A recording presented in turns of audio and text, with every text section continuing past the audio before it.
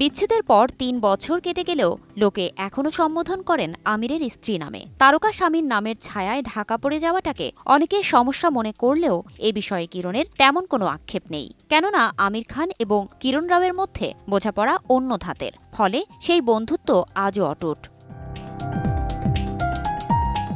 অতীত খুঁড়ে হঠাৎই অজানা এক সত্য প্রকাশ্যে আনলেন অভিনেতা আমির খান। জানা গেছে আমিরের কথায় নাকি কান্নায় ভেঙে পড়েন কিরণ। কিন্তু কি সেই কথা? সম্প্রতি রিয়া চক্রবর্তীর পডকাস্টে সেই কথাই প্রকাশ্যে আনলেন অভিনেতা। কিছুদিন আগেই প্রকাশ্যে আসে অভিনয় ছেড়ে দেওয়ার কথা ভাবছেন আমির। অভিনেতা বলেন, ৩ বছর আগে আমি বলেছিলাম ছবির কাজ ছেড়ে দিচ্ছি। ছেলে বলল, বাবা তুমি এটা কিভাবে করতে পারো?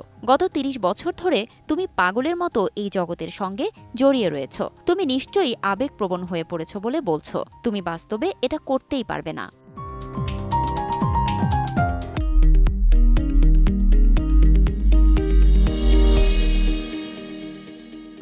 এরপরে প্রযোজনা সংস্থার সকলকে ডাকেন আমির।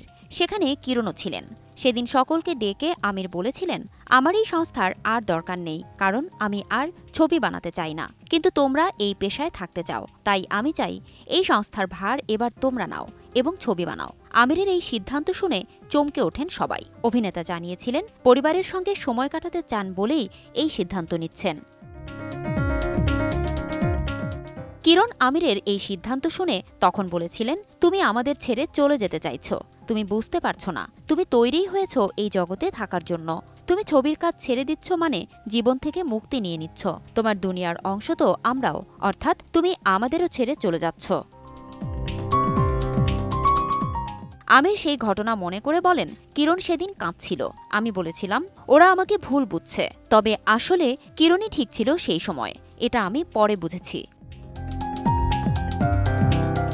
সেদিন আমির খান আসলেই তার ভুল বুঝতে পেরেছিলেন, আর তাই সিতারে জামিন পার, লাল সিং চাড্ডার মতো সিনেমা নিয়ে এসেছেন দর্শকদের সামনে। অন্যদিকে কিরণ রাও বরাবরই আমির খানের কাজে যেমন উৎসাহ দিয়ে গেছেন, তেমনি নিজের কাজ দিয়েও আলো ছড়িয়েছেন। লাপাত্তা লেডিসের মতো সিনেমা পরিচালনায় যার অকাট্য প্রমাণ। ফারজানা লিনা, সময় সংবাদ।